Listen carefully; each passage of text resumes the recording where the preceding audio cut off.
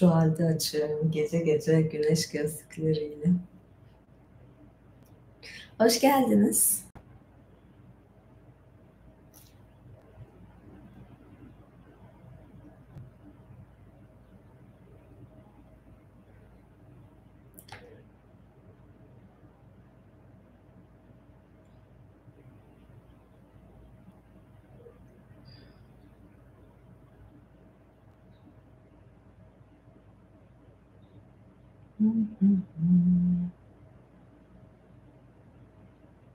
Birazdan başlıyorum. İnsanlar da gelsin. Hoş geldiniz. Mantıyı kopyaladım. Bir yandan da duyurayım insanlara.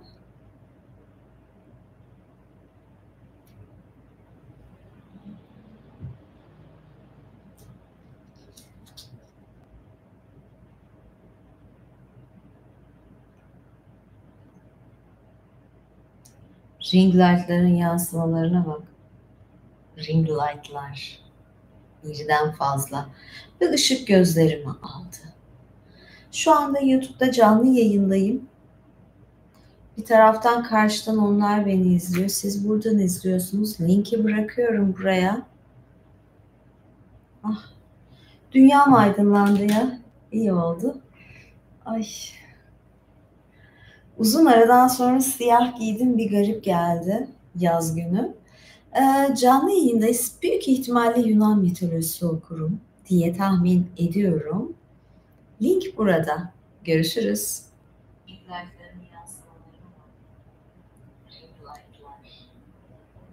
Fazla. Evet. Işık gözlerimi aldı. Şu anda YouTube'da canlı yayındayım. Bir taraftan karşıdan onlar beni izliyor. Siz buradan izliyorsunuz. Linki bırakıyorum buraya.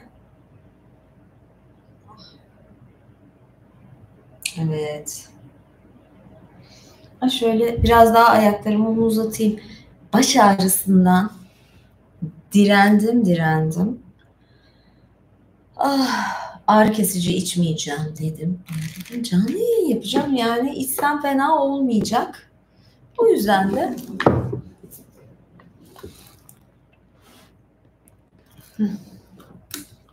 soda. Bol meyveli. Gerçi bu da yaramıyor. Tuz falan ekmem daha iyi olacak. Tansiyonum düşük.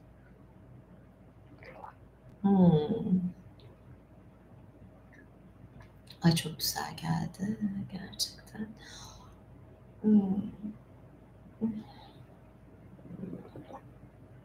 Bir anda dikleştim. Ya bir de ben kaşındım bugün. O düşük tansiyonu ve baş ağrısına rağmen bir de spor yapıyorum. Bu neymiş? Bunun ortadan alayım, beyaz bir şey. Kitaplar falan. Bakacağım şimdi mesajlarınıza. Belki şey yaparız dedim zaten, değil mi? Belki sembol okuması yaparım dedim. Eğer güzel bir kalabalık görürsem, güzel etkileşim görürsem neden olmasın? Ya da ne yapacağım? Bu gözlüğü de üzerine oturmuşum. Gitti, kırıldı ama atmaya da kıyamadım. Baksanıza, güzel durmuyor mu? Ya üzerine oturarak kırdım ya gerçekten. Evet, başka gözlüğüm de var. Ama gözlük alacağım. Başım ağrıyor, gözüm ağrıyor. Galiba artık benim de bir gözlük kullanmamın, ara ara dinlendirici bir şeyleri okurken, ya montaj yapmaya oturuyorum, baş ağrısıyla kalkıyorum. Yani bayağı gözüm ağrıyor. Evet, bir bakalım ne yazdınız. Şöyle bakmak bile ağrı.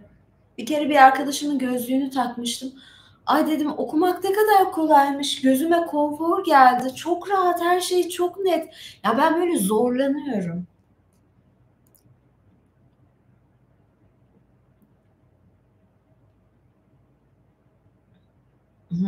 Hayranlar, teşekkür ederim. Yine sonunda öpücük isteyen var. Çoraplar, şu yaz sıcağında çorap yok. Ayrıca söyleyeyim, ben aylarca çorap giydim. Tüm kış çorap giydim ve herkes diyenler de oldu ki ay yine mi çorap, kış günü çorap giymemden garipsediler. Şimdi de yaz geldi. Aa, çorap yok mu? Yani çorap nasıl bol oluyor.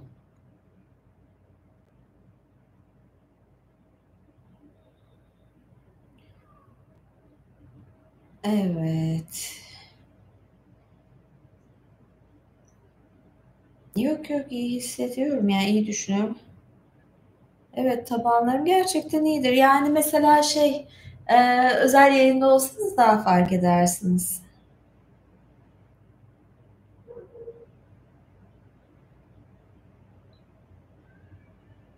Thank you. Beautiful feet and high heel sandals. Yes.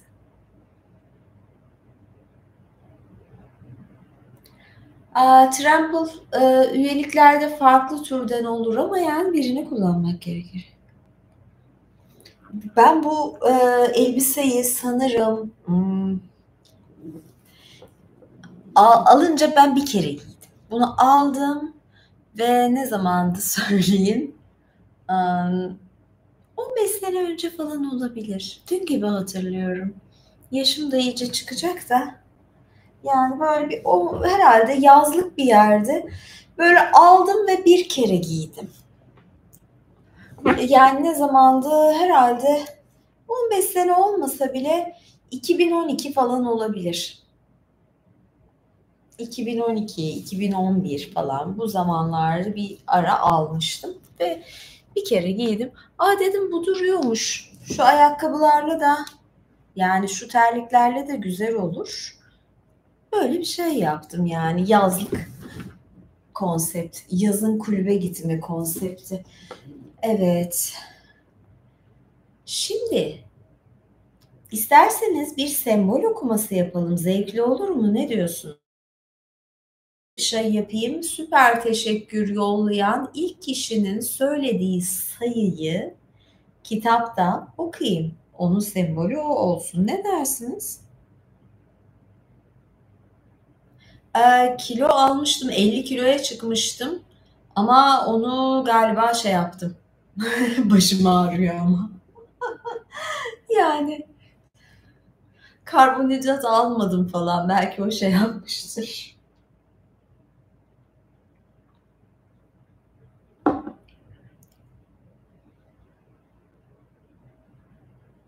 Hmm. O zaman ben direkt kafama göre Yunan mitolojisinden okuyacağım ya. Hiç şimdi karıştırmıyorum.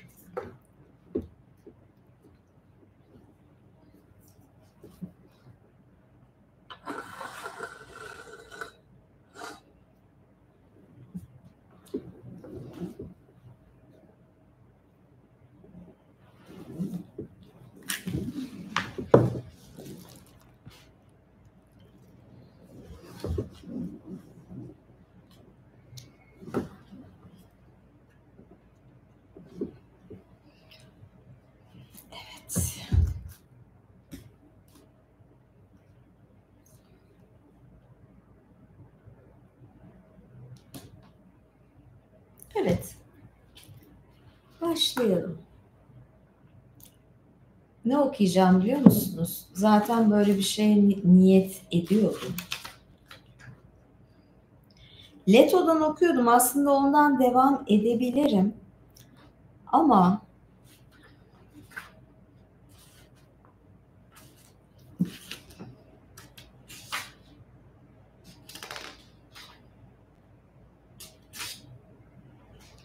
Hera Ares, Hephaistos. Ay, çok güzel hikayeler var. Yani gerçekten, yani şu kitabı okumaya doymayacağım büyük ihtimalle. Zeus ve eşlerini geçiyorum. Siyah giyindiğim için biraz daha karanlık bir şey okumayı düşünüyorum açıkçası.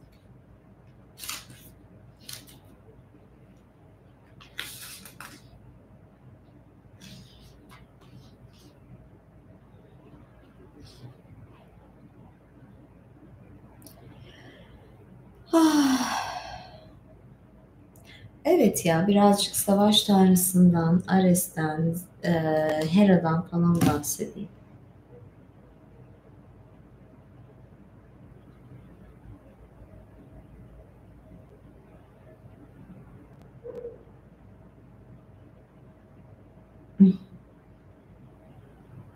Teşekkür ederim. Süper, teşekkür ederim.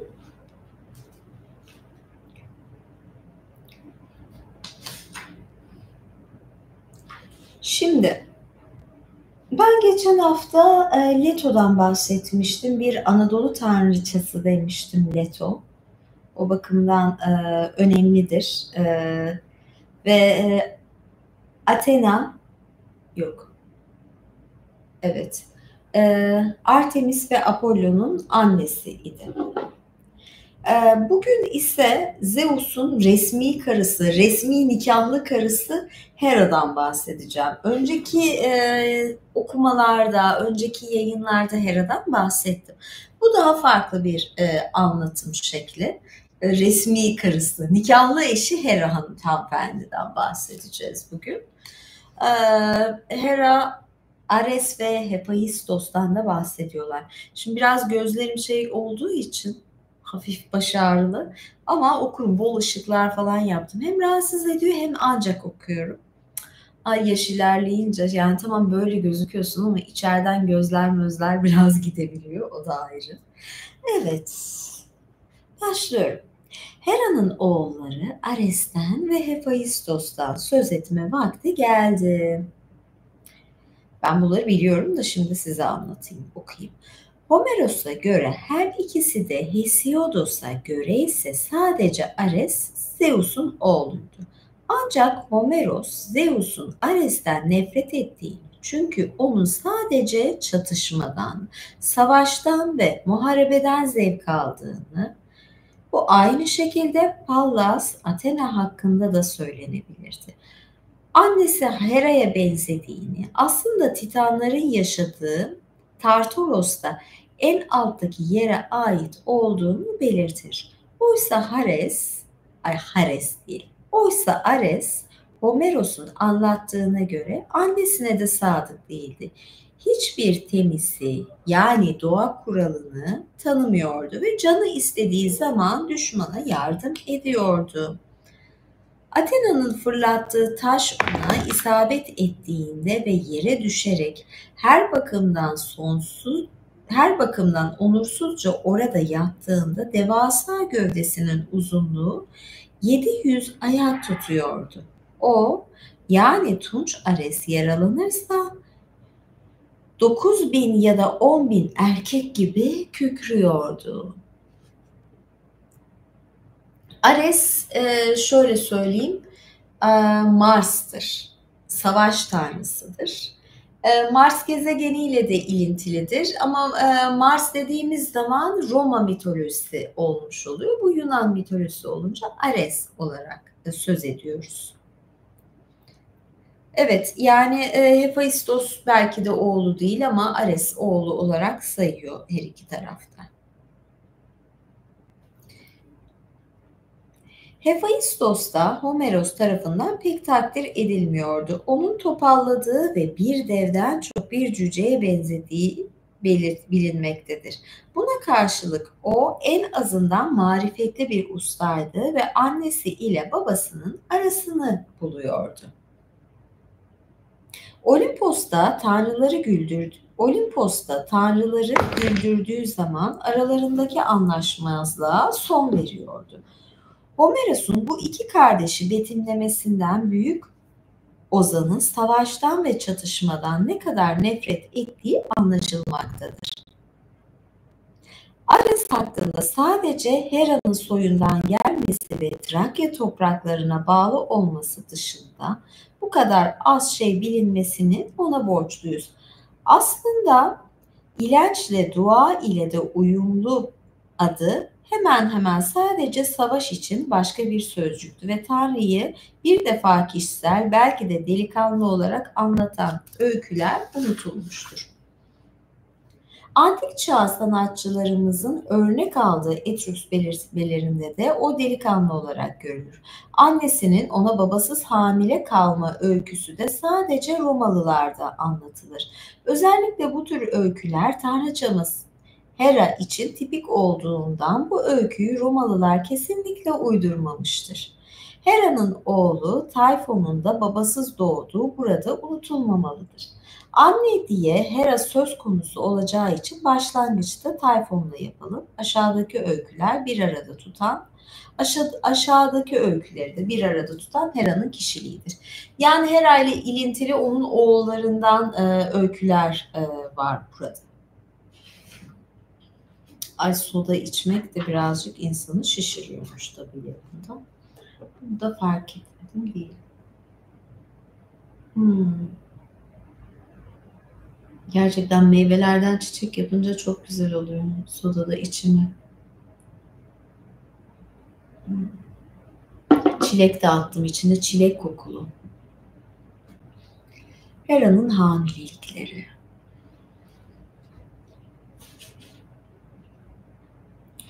Hatırlanacağı üzere Hera bakması için erkek ejderha Tayfun'u daha sonra Apollo tarafından öldürülen Delfili dişi ejderhayı teslim etmişti. Zeus, Pallas Athena'yı doğurunca ulu tanrıça kocasına kızarak onu dünyaya getirmişti. Hera toplanan ölümsüzlere öfke içinde böyle anlatılmaktadır. Şu sözlerle seslendi.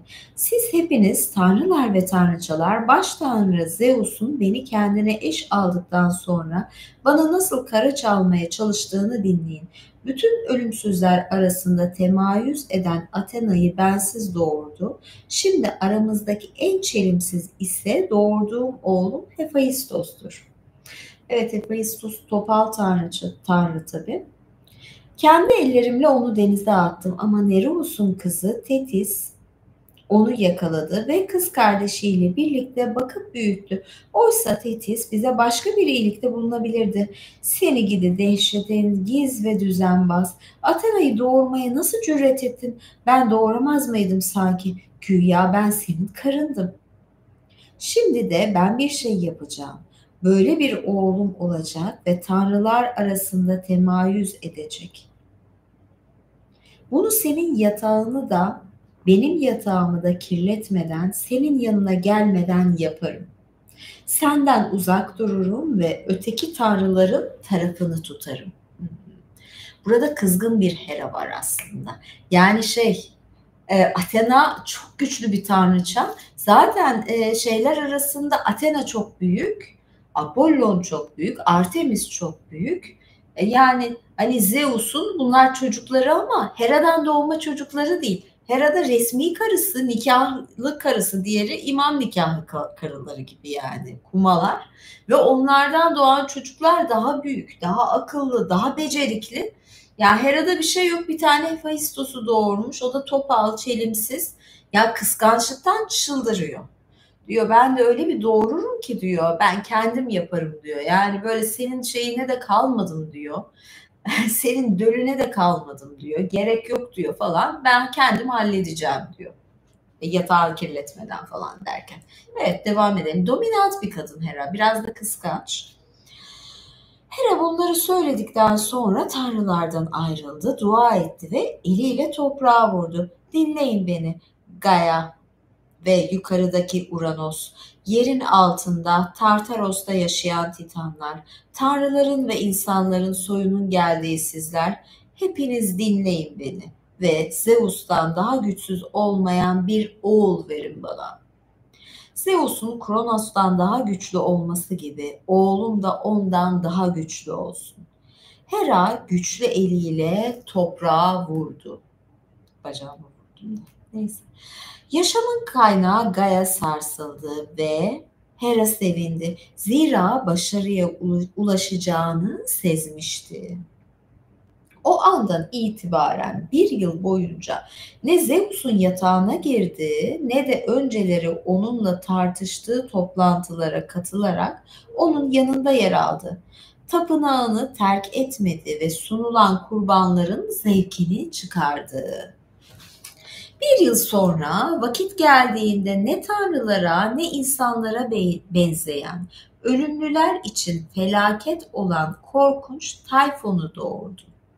Hera onu Delphi'ye götürdü ve dişi ejderhaya teslim etti. Ares'e hamile kalmasının öyküsü bir Latin ozanın anlattığı gibi yukarıdaki öyküye benziyor ama yine de değişiktir. Burada tanrıça Gaia bitkilerin annesi ve özellikle Romalıların flora, çiçeklerin tanrıçası diye saygı gösterdiği çiçeklerin annesi biçiminde ortaya çıkar. Şöyle topuklularımı giyeyim.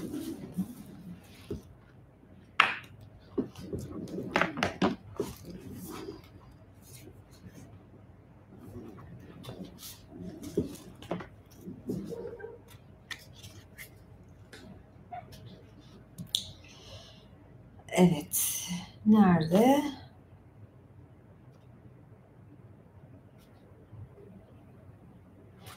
Nerede kaldım şimdi?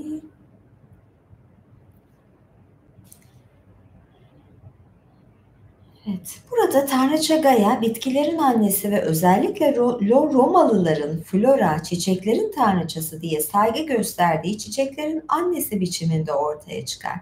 Kendisi konuşur ve hemen hemen önceki aynı öyküyü anlatır.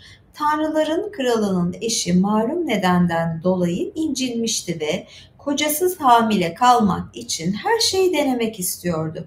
Teselli bulmak ve öğüt almak üzere okyanusa doğru yola çıktı. Ama Gaia'nın sarayında tanrıça ona mucizevi bir bitki, bu öyküye göre bir çiçek, başka birine göre bir ot verdi. Ve bu bitki kendisine dokunan varlıkları doğurgan yapıyordu. Hera bitkiye dokundu ve savaş tanrısına hamile kaldı. Trakya'ya döndü ve oğlu Ares'i doğurdu. Hera'nın bizzat anlattığı öyküye göre Hephaistos babasız değil, fazlasıyla özürlü ve ileride görüleceği gibi çok erken doğmuştu. Öykü kulağa antik çağa aitmiş gibi geliyor ve kocasız hamile kalma öyküsü gibi. Aynı şekilde çok eski dönemlere uyuyor. Hesiodos sonuncuyu yeğlemiş ve şöyle anlatmıştır. Hera kocası ile rekabete girişerek Uranos'un torunları arasında en becerikli ustayı kendine doğurmuştur. Hephaistos'la ilgili bu öyküler şayet Ares'e ait eski bir öyküden hiç olmazsa bir iz taşımamış olsaydı burada anlatılabilirdi. Buna bağlı olarak mitolojimizin ki yalnız bizimkinin değil başka birçok eski motifinden, tanrısal ikizler motifinden daha çok söz edilecek. Evet. Ares'le ilgili bir kısım var, onu da okuyacağım.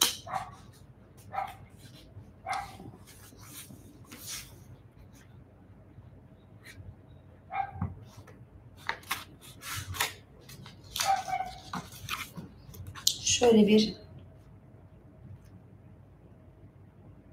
yorumlara bakayım.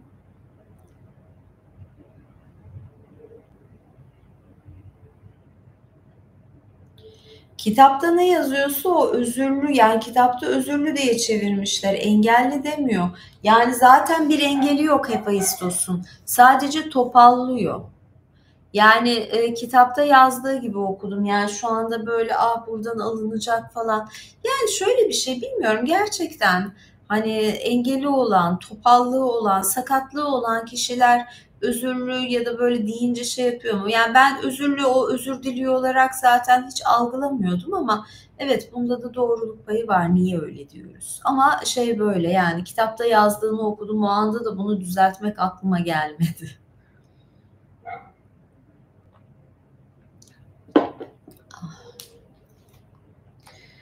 Biraz daha yorum bakıp ondan sonra devam edeyim. Özel birey yok. Yani şimdi hiç bunu şey yapmayalım. 1,5-2 sayfa daha okuyacağım. Evet, bakayım 1,5 sayfa. Bitti, evet.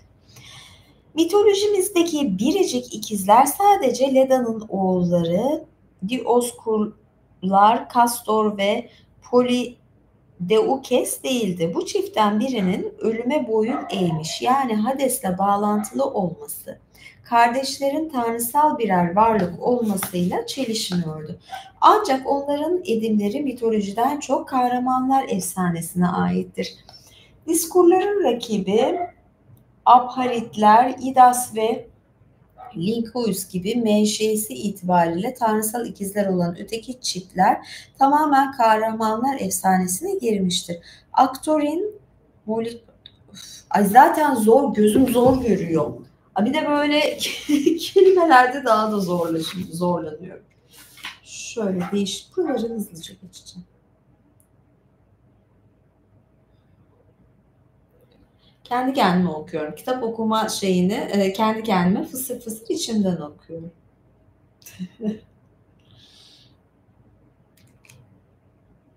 Ay tamamen ikizler, bir sürü böyle zor isimli ikizden bahsediyor. Bu kısmı okumayacağım. Hayır, hoşuma gitmedi. Başım ağrıdı hatta böyle.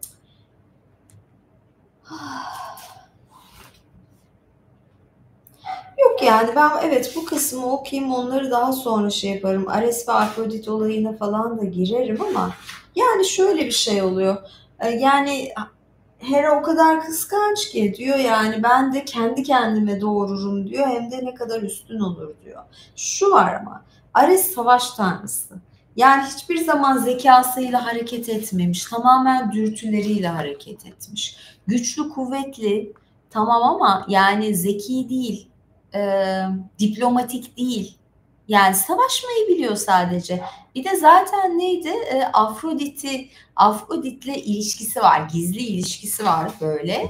Evlilik dışı böyle şey hayatı, metris hayatı yaşıyor bunlar. Onunla ilişkisi var. Afrodit de kocasını aldatıyor Ares'le falan, yani böyle bir adam. Hani doğuruyor da ben tek başına doğuracağım diye, al gör yani, sen Zeus'tan tohum almadın, çıka çıka bu çıktı yani. Ama Hephaistos becerikli bir tanrı. Hani şey değil ama yani tabii ki bir Athena olamaz, bir Apollon olamaz. Böyle yani. Tanrılar arasında da böyle farklar var. Tanrılar, tanrıçalar arasında. Ama tabii ki Anadolu tanrıçası Leto öyle mi? Ay dur bakayım, sesim iyi geliyor mu? Yani Leto Anadolu tanrıçası, böyle Kibele falan, yani bu daha şeydir. Biraz yanaşayım, geleyim mi? Yani Kibele'ye gelince o mesela çok daha nasıl diyeyim ya, daha şey bir kadın. Yani mesela diyorum ya, Hera kıskanç bir kadın. Böyle ne, sen beni aldattın mı? Tamam, ben sana gösteririm gününü falan diyor. Ama Leto öyle değil. Zaten Leto hani şey, kuma gelmiş ama böyle iyi çocuk vermiş falan bir kadın yani.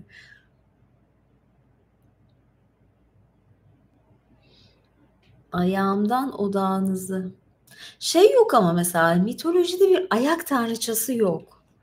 Onu olayım ben falan mı? Ne dersiniz? Yani ayaklarıyla nam salmış, ayaklarının güzelliğiyle Zeus'u etkilemiş bir tanrıça falan mesela.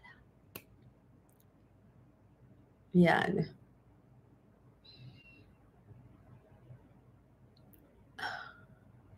Evet, benim de böyle askerlerim falan, ordum var, şey var. Ayak ordusu. Yani.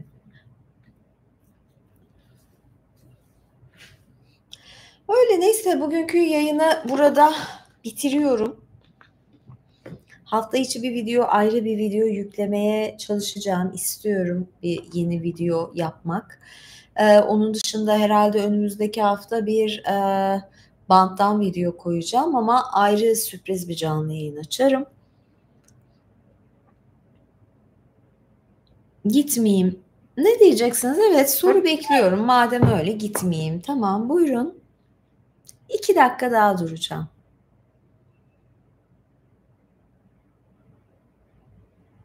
Kısa sürmedi ya, 29 dakika, yarım saate geldik neredeyse. Ayaklarımdan gıdıklanıyorum. Ne biçim sorular bu? Niye gıdıklanmayayım ya? Kaç kölem oldu bilmem. Ay, şeylere bak yani. Resim galerisi projesi. Ya ben şu ara yani şey açmaya çalışmıyorum. Bu sergi açayım falan derdim yok. Yani Türkiye'nin şu krizinde de zaten yok yani. Bir de bu şartlarda da yok. Ben yaptığım zaman bir de erotik resim yapmayı seviyorum. Yani Türkiye'de bunu yapmak falan gerçekten şu an zorlamıyorum. Ah, evet. Kırbaçla kitap okusam. Üyelere böyle şeyler bazen yapıyorum. Hatta şimdiki kıyafetime de çok uygun. Evet, Kürklü Venüs kitabından okuyacağım. Şimdi karar verdim. İmparator üyelere. Elime de evet kırbacımı alayım ve Kürklü Venüs'ten okuma yapayım bu kostümle. Yakışır. Teşekkür ederim. Ne oldu? İlham oldu. Güzel hatırlattınız. Evet, görüşmek üzere. Hoşça kalın. İyi geceler, iyi hafta sonları. Bay bay. Haydi kaçtım ben.